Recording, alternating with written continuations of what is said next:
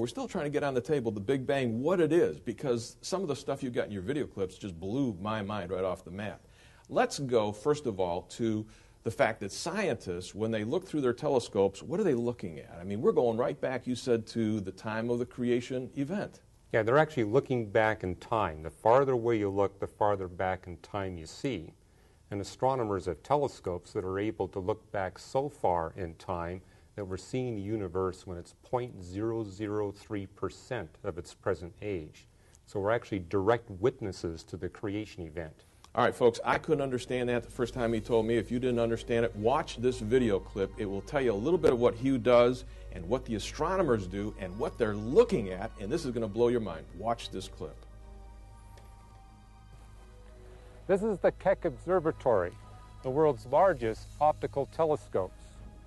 Together, these two telescopes have 8 times the collecting area of the Mount Palomar telescope and more than 30 times that of the Hubble Space Telescope. The Keck telescope is 36 independently driven mirrors. Computers control the movement of these mirrors so that they work in sync as one gigantic 400-inch telescope. It's also very precisely figured down to a molecule's thickness. With sensitive light and radio wave gathering instruments like this, we can look out billions of light years into space to the very limits of the cosmos itself. But as we look out into space, we're also looking back in time. This is where astronomy is unique among the sciences because it alone directly observes the past. As a matter of fact, astronomers are always observing the past. Light waves, radio waves, and all other kinds of electromagnetic waves may seem to reach us instantaneously, but they don't. They seem to because they travel so fast. Light speeds through space at 186,000 miles per second, fast enough to circle the globe 7.5 times in a second. When we look at the sun, 93 million miles away, we're seeing what it looked like when the light left it about 8 minutes ago. Likewise, when we look at the moon, we're seeing it as it appeared about 2 seconds ago.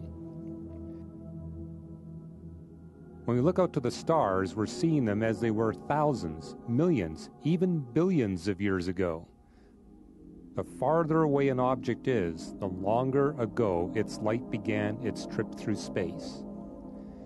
The distance light covers in a year, about 6 trillion miles, we call a light year. Light years offer a more convenient method for indicating vast distances.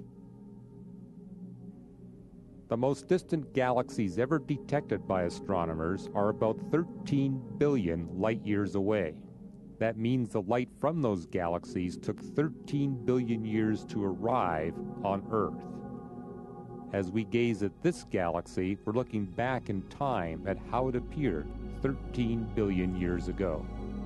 All right, Hugh, you blow our mind when we look at these huge numbers that you're giving to us. If the universe started at 13.7 billion years ago, a little later on you're going to show us in one of the video clips that all of that time was needed.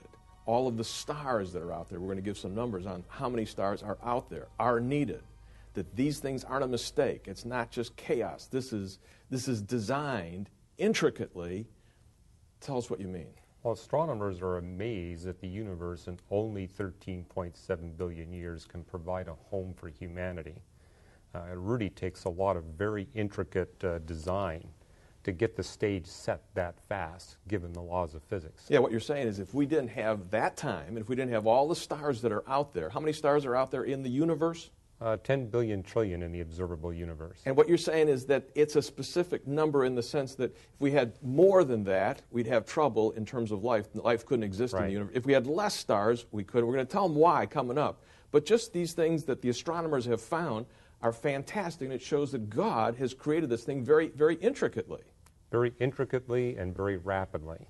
Rapidly. That's another thing, because it's going to say to us that life on Earth, with our other doctors here, are going to talk to us that evolution couldn't have created in the time that was left. That's going to be a problem. Yeah, it's much too rapid.